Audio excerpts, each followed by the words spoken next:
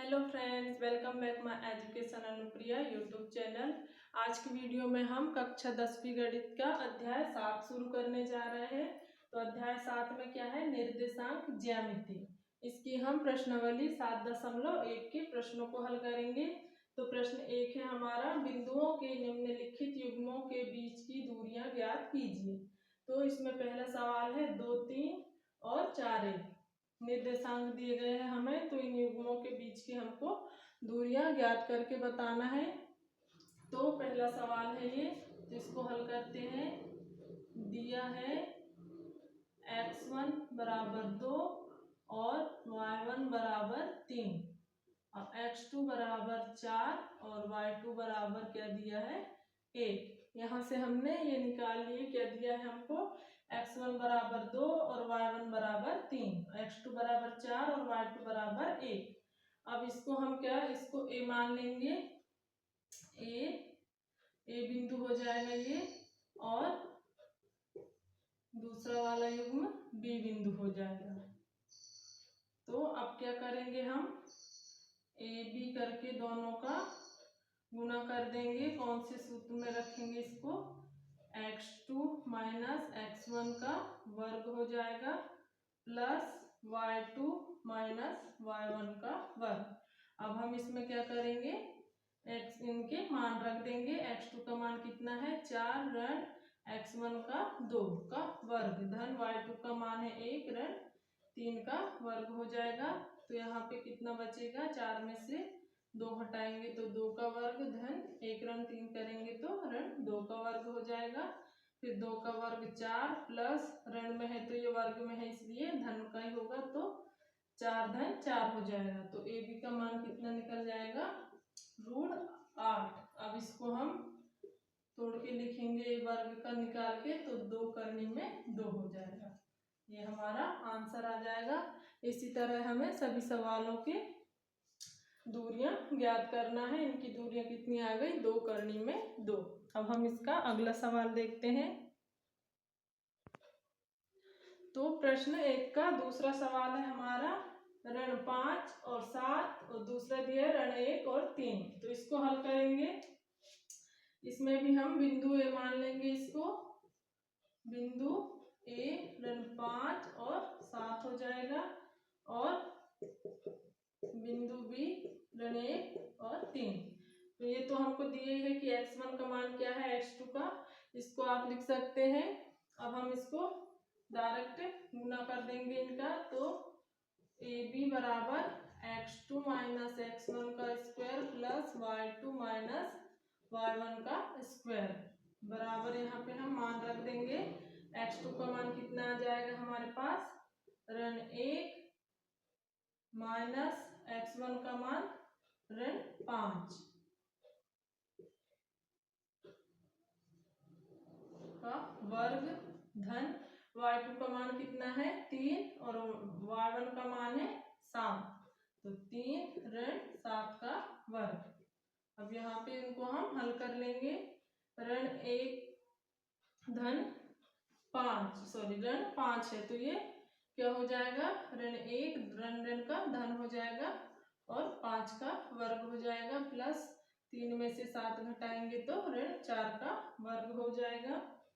अब यहाँ पे कितना आ जाएगा, बड़ी संख्या क्या है, प्लस में है, तो यहाँ पे 4 का वर्ग धन, यहाँ पे भी कितना आ जाएगा, ऋण 4 का वर्ग। अब दोनों का वर्ग निकाल लेंगे तो क्या हो जाएगा, 16 धन 16, क्योंकि ये वर्ग में है तो ऋण वाला भी क्या होता है, धन में हो जाता है। तो ए बी बराबर कितना आ जाएगा, 16 और 16 को जोड़ेंगे तो 32 हो जाएगा। अब इसका वर्ग निकालेंगे तो कितना आ जाएगा, 4 करने में 2। ये हमारा आंसर आ गया। इस तरह से हमें इनकी दूरियां ज्ञात करनी है। अब हम अगला प्रश्न देखते हैं। इसी में एक और सवाल है तीसरा, तो आप इसको इसी विधि से हल करके देख सकते हैं। आसान है, समझ में आ गया होगा तो आसानी से बन जाएगा। अब हम दूसरा प्रश्न हल करेंगे। तो प्रश्न 2 है हमारा, कि बिंदुओं 0 0 और 36 15 के बीच की दूरी ज्ञात कीजिए। इसको भी हमने जैसा पहले प्रश्न में सवाल किया है वैसे इसको भी हल करना है। क्या दिया है हमको? दिया है बिंदु ए में 0 0 और बिंदु बी में 36 15। तो इनको हम गुणा कर देंगे x2 माइनस x1 का वर्ग plus y2 minus y1 square. अब इसमें क्या करेंगे, हम मान रख देंगे। तो x2 का मान कितना आ जाएगा 36 ऋण x1 का मान 0 का वर्ग धन y2 का मान हो जाएगा 15 ऋण y1 का मान 0 का वर्ग। तो AB बराबर कितना आ जाएगा, 36 में से 0 हटाएंगे तो 36 ही बचेगा। तो 36 का वर्ग धन 15 में से 0 हटाएंगे तो 15 बचेगा, 15 का वर्ग। तो AB बराबर 36 का वर्ग निकालेंगे हम तो कितना आ जाएगा 1296 धन 15 का वर्ग निकालेंगे तो 165। अब AB बराबर दोनों को जोड़ देंगे, कितना आ जाएगा 1461।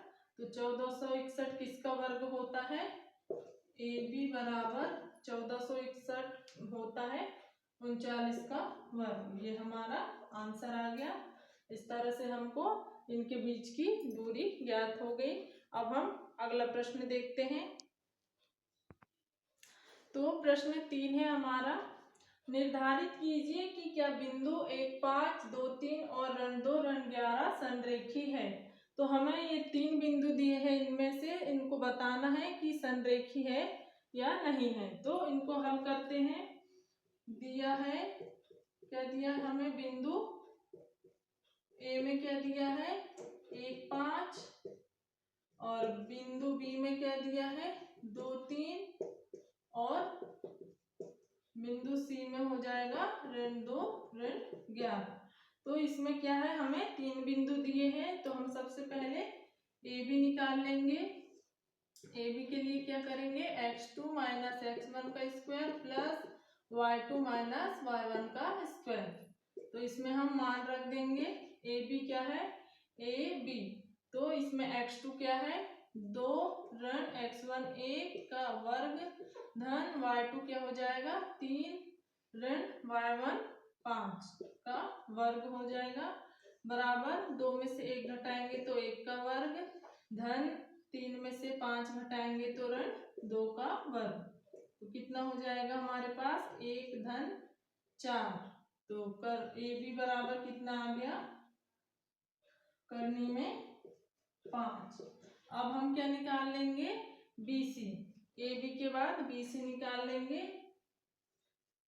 ये हमारा ए बी निकल के आ गया। अब BC बराबर करेंगे x2 माइनस x1 करेंगे तो B और C के मान लेंगे।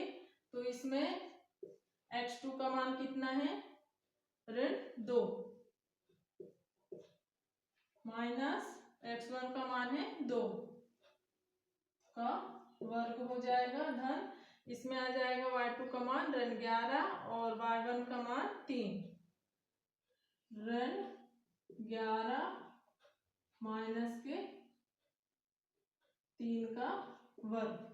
अब इनको हल कर लेंगे तो ये कितने का हो जाएगा ऋण 4 का वर्ग धन यहाँ पे भी माइनस है तो ये कितना हो जाएगा, जुड़ जाएगा माइनस माइनस ऋण 14 का वर्ग हो जाएगा।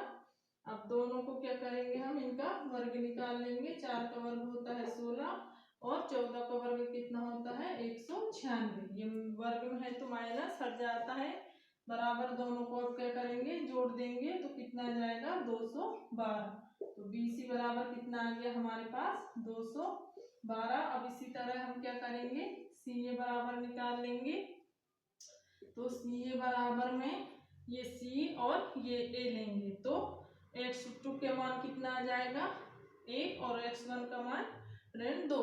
तो 1 माइनस माइनस का प्लस हो जाएगा 2 का वर्ग और फिर प्लस यहाँ पे y1 क्या हो जाएगा y2 y2 का मान 5 हो जाएगा और y1 का मान ऋण 11। तो 5 ऋण ऋण का क्या हो जाएगा धन, 11 का वर्ग हो जाएगा। अब हम क्या करेंगे, इन दोनों को जोड़ देंगे। तो 1 धन 3 का वर्ग धन 5 और 11 16 का वर्ग। अब इनका वर्ग निकाल लेंगे तो 9 धन 16 का वर्ग कितना हो जाएगा 256। 3 का वर्ग आ गया 9 और 16 का 256। अब हम इन दोनों को जोड़ देंगे तो 9 धन 256 करेंगे तो कितना आ जाएगा 265। ये हमारा आंसर आ गया, सीए का मान आ गया। तो हमें क्या बताना है कि तीनों बिंदु क्या है, संरेखी है या नहीं है। तो A B plus B C बराबर नहीं है किसके, सी ए के। ये किसके बराबर नहीं है, सी ए के बराबर नहीं है। इन दोनों को जोड़ेंगे तो इतना नहीं आ रहा है, तो अतः बिंदु क्या है, संरेखी नहीं है। अतः बिंदु संरेखी नहीं है, ये हमारा आंसर हो जाएगा। अगर ए बी धन बी सी का मान अगर सी ए के बराबर आता तो क्या होता, बिंदु संरेखी होता। अब हम अगला सवाल देखते हैं।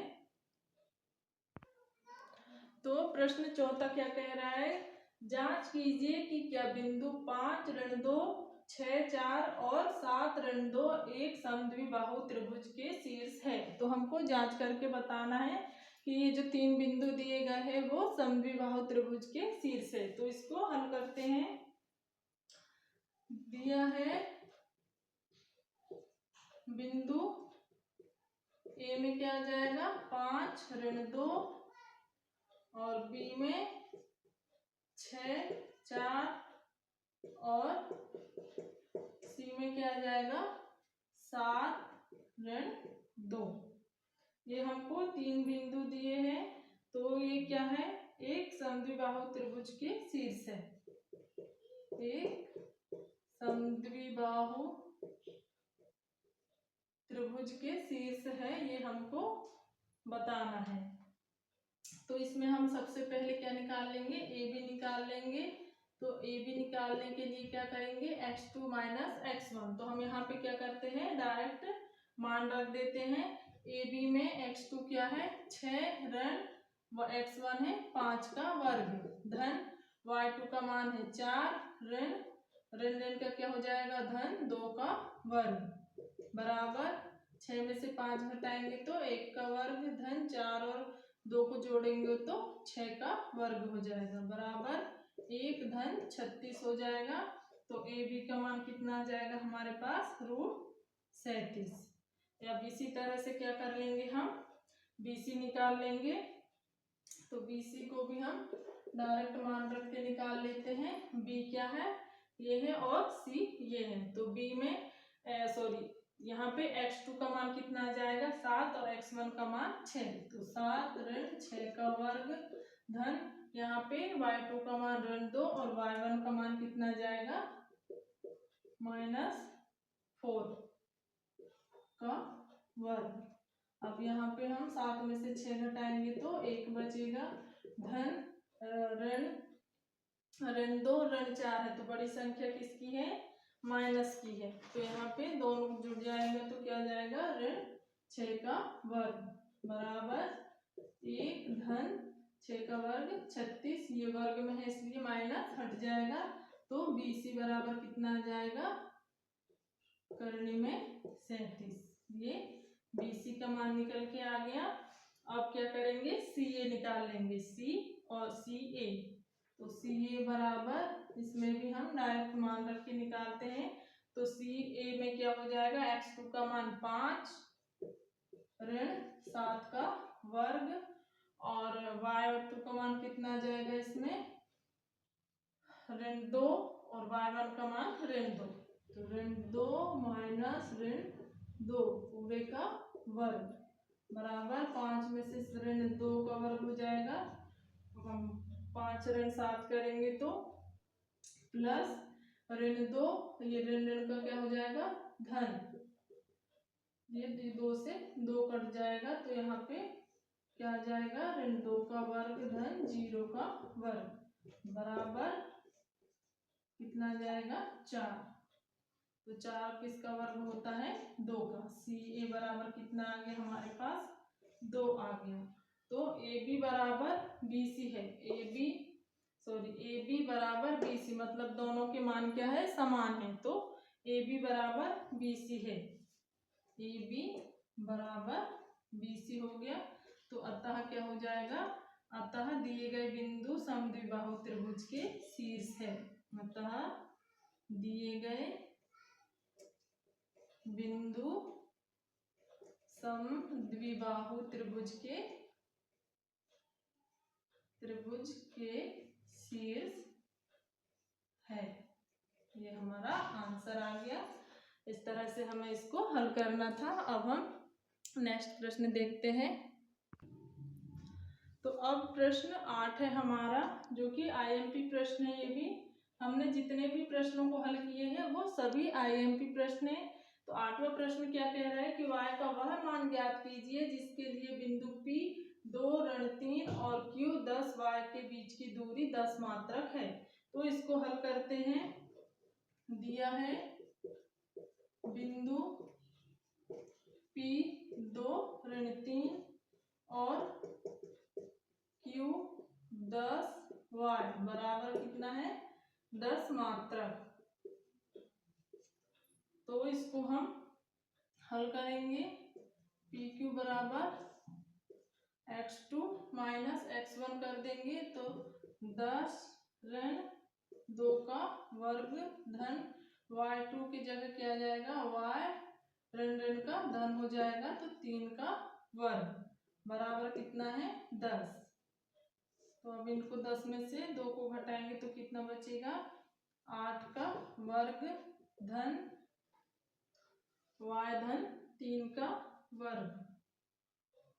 तो इसको हम क्या कर देंगे, a धन b का वर्ग बराबर क्या होता है a का वर्ग धन b का वर्ग धन 2ab। तो इसमें हम इसको तोड़ के लिख देंगे तो y का वर्ग धन 3 का वर्ग धन 2, a का मान कितना जाएगा y और b का मान 3 बराबर कितना जाएगा 10।